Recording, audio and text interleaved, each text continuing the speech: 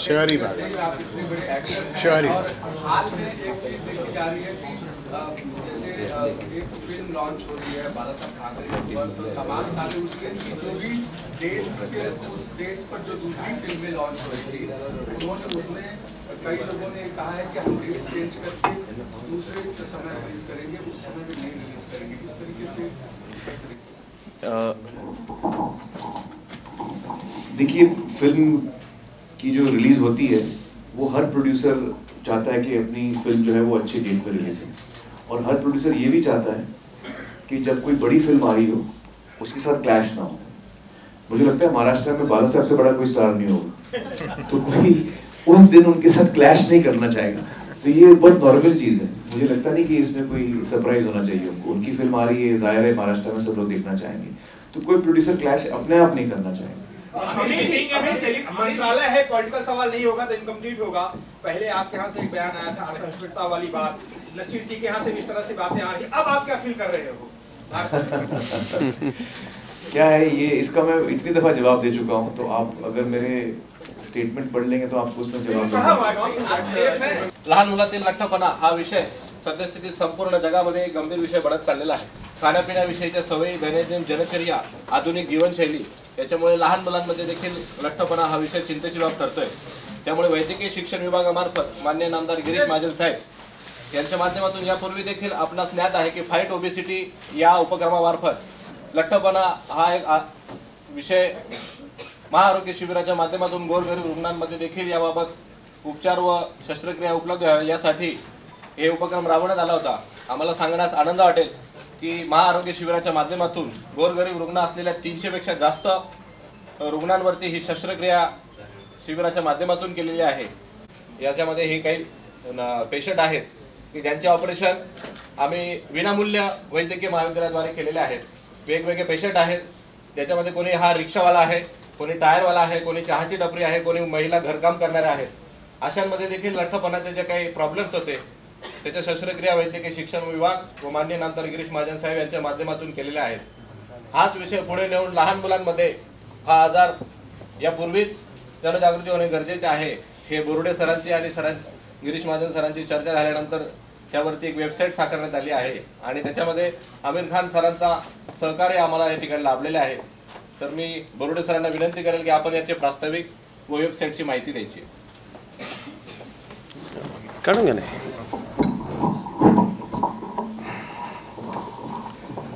उपस्थित पत्रकार बंधू आणि भगिनींनो आणि डायसवरचे आमचे मान्यवर आमिर खान आणि सर गिरीश महाजनजी, मला ओबेसिटी, ॲडल्ट ओबेसिटी खूप कॉमन गोष्ट झाली आजकाल, पण आपण जर लहानपणापासून म्हणजे आपण जे ओबेसिटी मुळापासून जर काढायची असेल तर मग आपल्याला लहान वयातल्या मुलांपासून आपल्याला ओबेसिटी काढायला पाहिजे। लहान मुलांची ओबेसिटी थोडीशी वेगळी असते कारण ती जीन्स आणि त्यांच्या लाईफस्टाईल सगळ्यावर अवलंबून असते।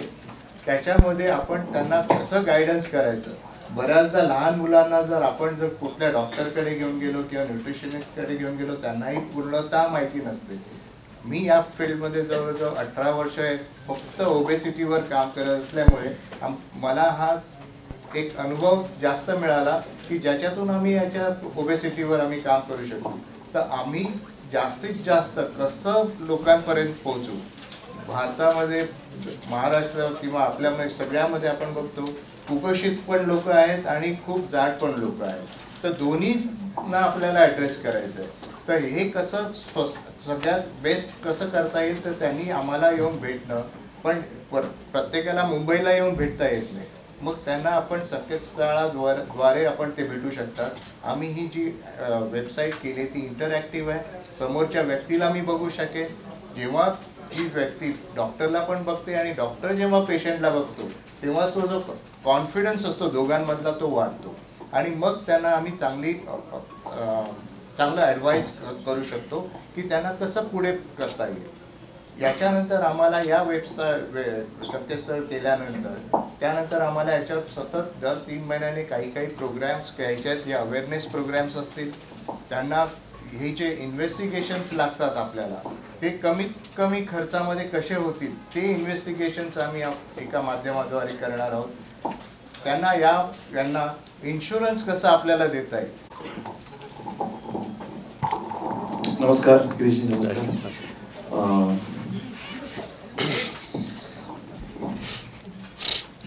एक्चुअली ये बहुत अजीब बात है कि एक तरफ हमें कुपोषण का भी सामना करना पड़ता है और एक तरफ ओबेसिटी भी है हमारे सामने. तो ये बहुत एक अजीब चीज़ है, लेकिन ये फैक्ट है लाइफ की. और जिस तरह से हमारी कोशिश रही है, सरकार की रही है पूरे देश भर में, और पिछले कई सालों से मैं भी एक्चुअली ब्रांड एम्बेसडर था यूनिसेफ का कुपोषण के लिए. तो जिस तरह हमें पूरी कोशिश करनी है कि हमारे देश में बच्चे जो हैं वो मैल न्यूट्रिशन ना हो, उसी तरह जो बच्चे ओबीज हैं उनकी भी मदद हमें करनी है. तो मुझे बड़ी खुशी है कि डॉक्टर संजय ने ये एक शुरुआत की है, पहल की है, जहाँ पर उन्होंने ये वेबसाइट के द्वारा बच्चे जो हैं या उनकी फैमिलीज हैं, उनके पेरेंट्स हैं, उनको मदद मिल सकती है, उनको गाइडेंस मिल सकती है. यकीनन जो ओबेसिटी के ट्रीट करने का तरीका है, और संजय जी भी मेरे साथ आई थिंक मानेंगे कि ऑपरेशन जो है वो लास्ट रिजॉर्ट होता है. करेक्ट. और कोशिश हमेशा ये होती है कि बच्चों को जो है हम गाइडेंस सही दें, डाइट के ज़रिए, आदतों के ज़रिए. उनकी अगर जीन्स में वो दिक्कत है तो ऐसे तरीके अपनाएं जिससे कि इंटरवेंशन जो है कम से कम हो. और फिर जब चीज़ बहुत ज़्यादा एक्सट्रीम केस हो जाता है, इमरजेंसी हो जाता है, तब इंटरवेंशन की ज़रूरत पड़ती है जो ऑपरेशन के ज़रिए होता है. लेकिन जाहिर है हमारी कोशिश सबसे पहले ये रहती है कि हम उसके बगैर ही इस चीज़ को, और जितनी जल्दी हम इस चीज़ को समझें, मुझे बहुत साल लगे ये समझने में, और मुझे ये न्यूट्रिशन का कॉन्सेप्ट समझने में जब मैंने फर्स्ट टाइम डॉक्टर धुरंधर को मैं मिला, doctor Vinod Dhurandhar, you must be knowing. Yes, I know. Doctor Vinod Dhurandhar ji आज हमारे साथ नहीं हैं, लेकिन वो इस फील्ड में बहुत ही एक्सपीरियंस रहे हैं. सेंटा क्रूज में उनका क्लिनिक रहा है. तो उनको जब मैं पहली दफ़ा मिला तब मुझे आइडिया हुआ कि एक्चुअली न्यूट्रिशन होता क्या है और उसका क्या इम्पोर्टेंस है. We are what we eat. जो हम खाते हैं हम वही हैं. जितना हम हेल्दी ताज़ा खाना खाएंगे, जितना सही खाएंगे, बैलेंस्ड खाएंगे, ज़्यादा ना खा के जो जितना खाना चाहिए, जितनी कैलोरीज की ज़रूरत है हमें, उतना ही हम खाएं तो हम स्वस्थ रहेंगे, हेल्दी रहेंगे. ये कॉन्सेप्ट मुझे समझने में बहुत साल लगे. आई थिंक उस वक्त मैं गजनी कर रहा था. Then I had gone to him for the diet. तो मैं अपने बच्चों को हमेशा बोलता था कि जो चीज़ मुझे समझ में आई है 40-45 बरस की उम्र में, मैं आप लोगों को 18 साल में सिखाने वाला हूँ. लेकिन बच्चे सुनते नहीं हैं, वो अपने लाइफ में लगे रहते हैं. लेकिन अभी थोड़ा बहुत मेरी कोशिशों की वजह से वो ये बात समझ गए. लेकिन ये बहुत ज़रूरी हम सब के लिए समझना. हमारा जो स्वास्थ्य है, हमारी जो हेल्थ है, वो न्यूट्रिशन पर बहुत ज़्यादा डिपेंडेंट है. तो I think what you are doing is a wonderful thing doctor Sanjay. It will help a lot of families जो ओबेसिटी के साथ लड़ रहे हैं, जो उनको तकलीफ हो रही है, बच्चों को तकलीफ हो रही है. और बच्चों के साथ ख़ास तौर से बहुत सेंसिटिव चीज़ हो जाती है. उनको ट्रीट भी करना बहुत मुश्किल हो जाता है. एडल्ट को ट्रीट करना फिर भी आसान होता है, लेकिन बच्चों को ट्रीट करना मुश्किल होता है. तो my very best wishes and I am very happy कि महाराष्ट्र की सरकार ने भी इसमें सपोर्ट किया है. And you know all the very best to you. My best wishes. Thank you. मी आता चाइल्ड ओबेसिटी या विषयावरील वेबसाईट आहे त्याचे अनावरण माननीय गिरीश महाजन सर आणि आमिर खान सर यावेळी करतील अशी मी त्यांना विनंती करतो. अरे बोलो निखिल. ठीक नंतर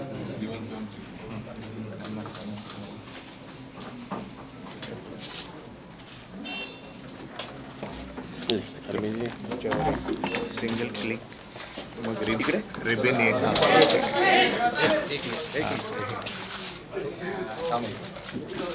एक क्लिक कर दीजिए सर. इधर हाँ किधर भी कर दीजिए. क्लिक कर दीजिए. नहीं नहीं, इधर नहीं. इधर इधर सर. अच्छा. रिबिन पे क्लिक कर दीजिए. ओ हाँ कर दीजिए. या गोइंग सर. चल. ओपन कर दिया. मुझे इलेक्ट्रॉनिक चीज़ों से बहुत डर लगता है.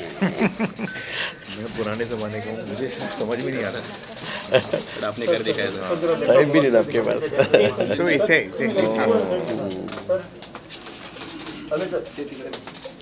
हाँ, आजकल ये जो सब खाना है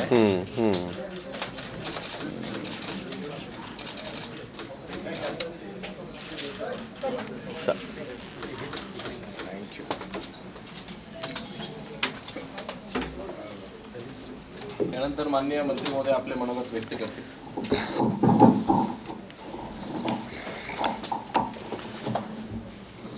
माननीय आमिरजी, संजय बोर्डे साहेब, डॉक्टर शिंगारे, उपस्थित सर्व पत्रकार बंधू भगिनींनो, सर्वप्रथम मी आपली खरंच माफीच मागतो. जवळपास 45-50 मिनिट मला यायला या ठिकाणी उशीर झाला. सकाळी मी नाशिक, तिथून पुणे आणि पुण्याहून इथे आलो. खरं यायला 20 मिनिट लागले वरती, पण वरती इतकं ट्रॅफिक जाम म्हणजे खाली उतरायला जागाच नव्हती, त्यामुळे 40 मिनिट तिथे जास्त गेलेत आणि येताना पुन्हा जवळपास अर्धा तास जास्त या ठिकाणी लागला आणि मला यायला उशीर झाला.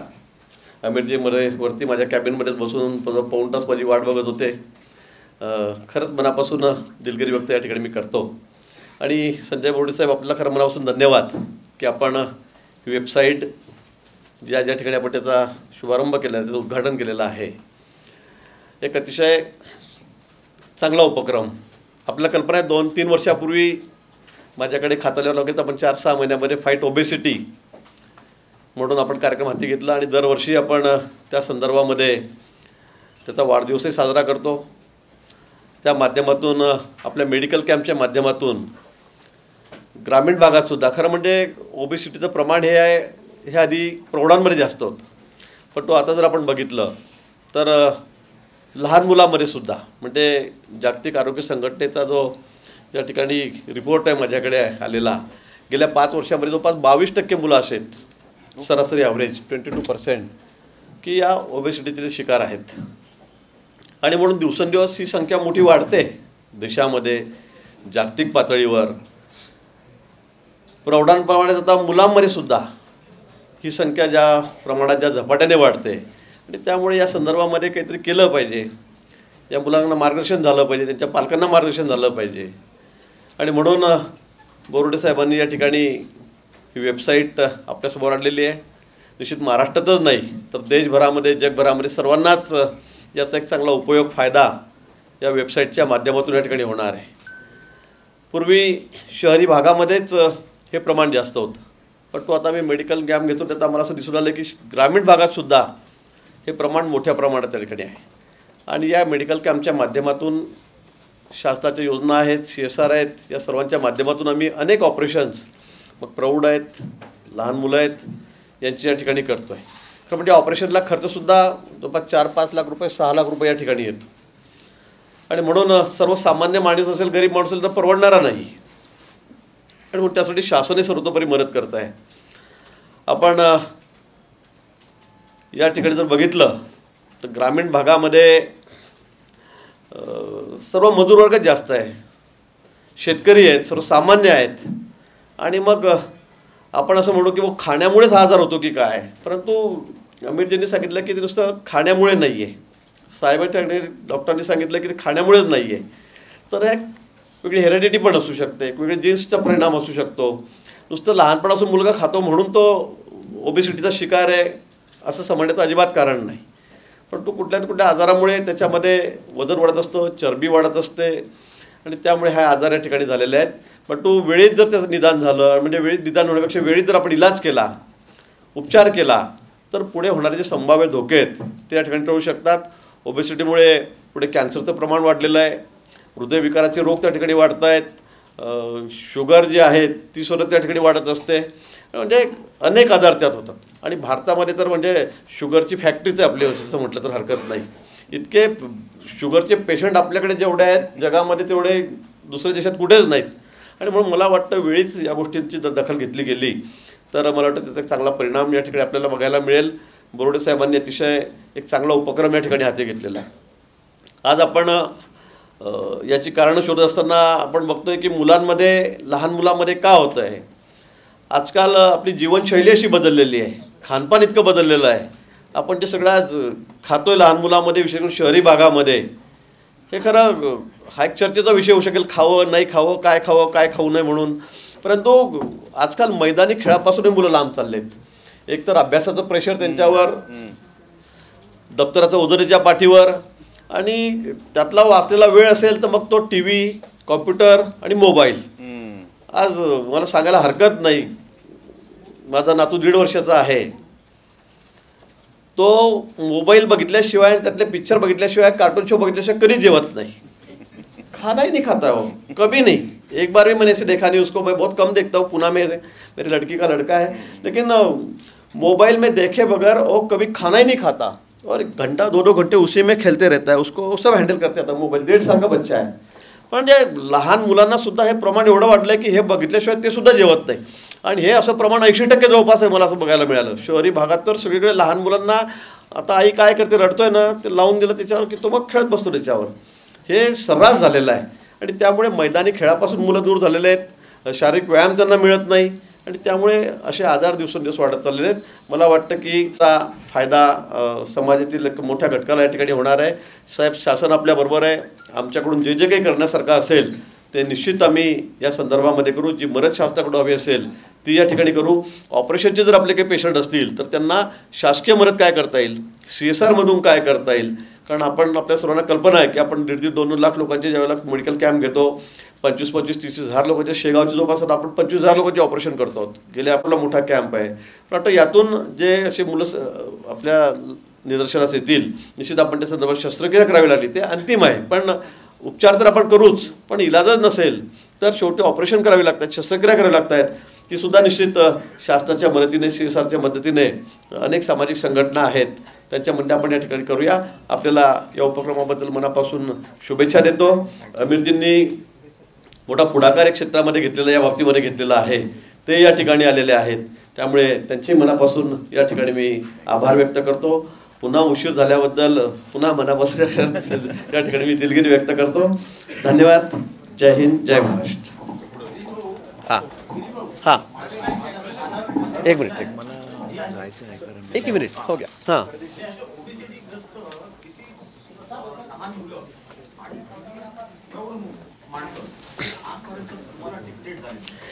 नाही, आज पण डिटेक्ट म्हणजे ते सगळीकडेच आहेत. आता आपण जिथे मेडिकल कॅम्प होत आहेत तिथे आपल्याला मिळत आहेत, येत आहेत, आपल्याला भेटत आहेत. परंतु जागतिक आरोग्य संघटनेच्या निष्कर्षानुसार जवळपास 22% हे प्रमाण त्यांनी म्हटलेलं आहे. हो, देशामध्ये भारतामध्ये 22% प्रमाण आहे. आणि म्हणजे एकीकडे आपण बघितलं की कुपोषणही होतंय आणि एकीकडे असाही वर्ग त्या ठिकाणी आहे. म्हणून हा मोठा एक चिंतेचा विषय.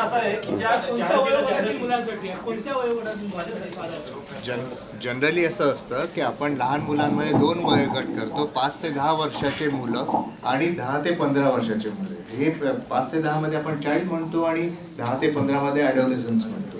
या दोन्ही यांची कारणं वेगळी असतात. ती बऱ्याच जणांना माहिती नसतात. जे कोणी डॉक्टर्स असतात, मेडिकल प्रोफेशनल असतात, त्यांनाही नाही माहिती की 5 ते 10 मध्ये जेनेटिक कारणं जास्त असतात आणि 10 ते 15 मध्ये लाईफस्टाईलची कारणं जास्त असतात. बाहर जा रहा है 2 मिनट के बाद.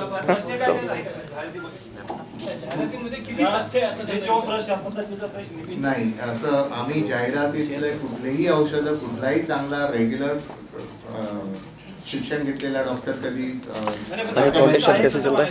हाँ सब ठीक चल रहा है, सब ठीक चल नाही, अधिकृत आहे आपल्याला आपल्या फूड अँड ड्रग ऍडमिनिस्ट्रेशन थोड़ा मैं भी ख्याल लेता हूँ अभी। मेरे पास तो इरिगेशन है बड़ा, लेकिन अभी करू मैं शकत भी देखता हूँ। अमित जी से एक सवाल है। Amit ji, being a sensible person in film industry and television industry, nowadays इतने सारे विज्ञापन आते हैं जिसमें फास्ट फूड और जंक फूड के एड्स आते हैं और जिसमें कई सारे एक्टर्स आते हैं, तो उसके ऊपर इसके बारे में आपका क्या ख्याल है? क्या आप इनिशिएटिव लोगे ऐसी विज्ञापन बंद करने के लिए? नहीं, ऐसा भी नहीं होना चाहिए, कोई भी एक्सट्रीम स्टेप नहीं लेना चाहिए, क्योंकि बहुत सारे लोग हैं जो ओबीज नहीं हैं, जो अलग अलग किस्म के चीज़ें खा सकते हैं, तो ऐसे सोसाइटी में कोई एक्सट्रीम स्टेप नहीं लेना चाहिए।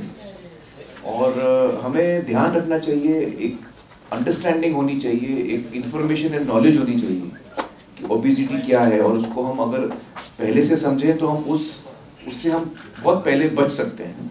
उसकी इन्फॉर्मेशन जब हमको नहीं होती है तब हमको थोड़ा लेट समझ में आता है, फिर हम डॉक्टर के पास जाते हैं, डॉक्टर हमको समझाता है। लेकिन अगर एक हेल्दी ईटिंग हैबिट्स हम लोग कल्टिवेट करें एज अ सोसाइटी, तो फिर ये प्रॉब्लम कम हो जाएगी। नहीं, पहली बार नहीं, बहुत दफा है। पानी फाउंडेशन साल में 8-10 दफा तो आते हैं। हाँ तुमच्या इथं 20 नोव्हेंबर 2017ला एक जीआर लॉन्च झाला होता, हाँ ज्याच्यात रुग्ण शुल्क म्हणून होते, त्याच्यात 70-80 हजार पेक्षा कुठंच ट्रीटमेंट जास्त नाही दिलेली कशामध्ये? वैद्यकीय शिक्षण डिपार्टमेंट रुग्ण शुल्क म्हणून. पण त्याच्यात जे आज धर्मदायन रुग्णालय तिथं 500-1000 बेड रिकामे, पण ते त्यांच्यावर उपचार घेण्यासाठी प्रचार प्रसिद्धी नाही झाली असं पीएलए पॅक कमिटीने पण सांगितलेलं, कॅगनी सांगितलं. ते मला वाटतं माझ्या माहितीनुसार तर सगळीकडे धर्मदायाचे जे बेड आहेत 10% सगळे पॅकच आहेत. मला वाटतं जागा मिळत नाही त्याच्याकडे, वेटिंगवर आहेत. आपण काहीतरी नंतर आपण रेट पण ऑनलाईन डोमेन मध्ये अवेलेबल नाही. ठीक आहे, वेगळा प्रश्न आहे जरा. त्यांना विमानाने त्याचं फ्लाईट आहे 3 वाजता, त्यांनाही जायचं आहे. Being as a celebrity, आप तो fit हो, मगर मिस्टर परफेक्ट नहीं, इस वक्त मैं फिट नहीं हूँ। मेरा सवाल यही था। मैंने एक्चुअली दंगल के दरमियान आपने बहुत वेट गेन किया था, और ओबेसिटी क्या होती है पूरी तरह मैं, हाँ, एक्सपीरियंस किया है, पूरा अनुभव है मुझे ओबेसिटी क्या है। तो वही जानना चाहेंगे, वेट गेन करने के बाद वेट लूज होने की जो प्रोसेस थी वो कितनी लंबी थी और कितनी परेशान हुई? देखिए, मुझे 5 महीने लगे फैट लॉस में। मैं वेट लॉस नहीं बोलूँगा, मैं फैट लॉस बोलूँगा, क्योंकि मेरा पर्पस था 38% बॉडी फैट से मुझे 9% पे आना था और बहुत मस्कुलर दिखना था। तो मसल का वजन भी ज्यादा होता है, करेक्ट, जिम में, तो I had to be very muscular. तो 5 महीने लगे मुझे फैट लॉस में, और लेकिन ये बहुत अनयूजुअल है। 5 महीने is very quick, it's a very quick turn around. लेकिन क्योंकि मैं प्रोफेशनली मेरे रीजंस थे, पूरा यूनिट वेट कर रहा था, तो मैंने 5 महीने में किया। लेकिन वो बहुत मुश्किल था मेरे लिए करना। और मेरे जो न्यूट्रिशनिस्ट थे, mister Vinod Dhurandhar son, mister Nikhil Dhurandhar, he was my nutritionist. तो उन्होंने मुझे कहा था कई दफ़ा कि ये देखिए, वेट लॉस जो है वो मैथमेटिकल उसका फॉर्मूला है, लेकिन ultimately it's not math, it's biology. तो हर शरीर जो है वो अलग रिएक्ट करता है। तो मैं आपको गारंटी नहीं दे सकता हूँ कि आप इतना जल्दी लूज कर पाएंगे। तो ये पूरा अनुभव मुझे रहा है, और इसके लिए एक ही चीज मैं कहूँगा लोगों को कि हर आदमी के लिए मुमकिन है, हर आदमी के लिए मुमकिन है। आप अपना वेट लॉस कर सकते हैं, आप हेल्दी बन सकते हैं। आपको ये मन में ठान लेनी है, और सही गाइडेंस के साथ आपको सही स्टेप्स लेने हैं। और उस वक्त शायद आपको लगे कि बहुत मुश्किल है। जब हम हिमालय चढ़ने की कोशिश करते हैं, हमको लगता है हिमालय की चोटी बहुत दूर है, हम नहीं पहुंच पाएंगे। लेकिन आप हिमालय की चोटी को मत देखिए, आप ये सोचिए मेरा अगला कदम क्या है, अगला कदम मुझे कहाँ रखना है, आप उसी पे सोचिए। और धीरे धीरे धीरे धीरे फिर आपको, इससे पहले कि आपको पता चले, आपको आप पहुंच जाते हैं अपनी मंजिल पे। तो you have to be very dedicated and firm in your resolve. That is what I have learned. Okay, जानकारी देना चाहेंगे जी। आप एक व्यस्त अभिनेता हो, आप एक पानी फाउंडेशन जैसा एक अच्छा उपक्रम ले अपने हाथ में दिया होगा जी जी। ये सब आप कैसे एडजस्ट कर पाते हैं? अभी आज आप ओबेसिटी में जी आपका काम शुरू होगा, जी ये सब आप कैसे एडजस्ट करते मैं फिल्में कम करता हूँ। मेरी 2 या 3 साल में एक फिल्म आती है, तो आधा टाइम मेरा पानी फाउंडेशन में जाता है। नहीं सच्ची मैं बोल रहा हूँ, आधा टाइम मेरा पानी फाउंडेशन में जाता है, आधा टाइम मेरा फिल्मों में जाता है। तो इसलिए मेरी 2 साल में एक आती, बाकी एक्टर्स की आप 1 साल में 2 फिल्में देखेंगे, मेरी 2 साल में एक इसलिए आती है क्योंकि मेरा आधा टाइम इसमें जाता है। आमिर जी, सूखे के लिए जो देश में और स्टेट में सूखा पड़ता है उसको कम करने के लिए पानी फाउंडेशन ने काम किया है, मगर जो एक्सपर्ट है उनका ये कहना है कि पानी फाउंडेशन की ओर से जो काम किया गया है वो तो अच्छा किया गया है, मगर वो टेक्निकल लेवल पे नहीं किया गया, इसी वजह से उसका सक्सेस नहीं मिला है। नहीं, ये तो बहुत गलत बात बोल रहे हैं।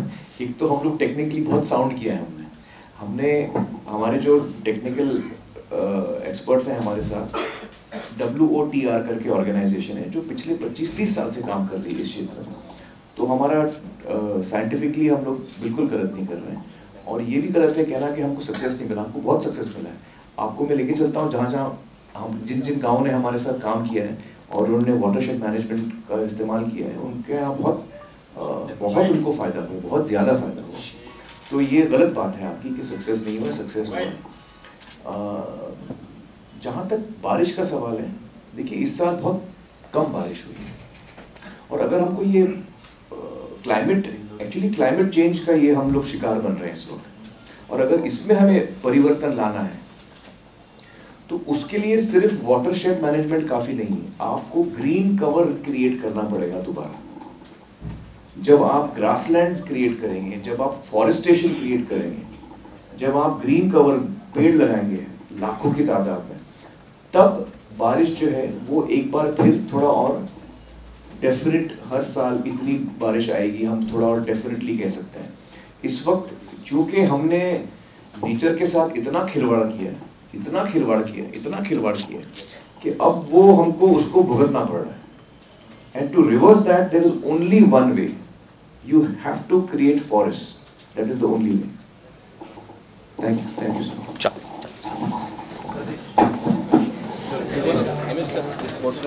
सर एक फोटो हैंड क्रिएटेड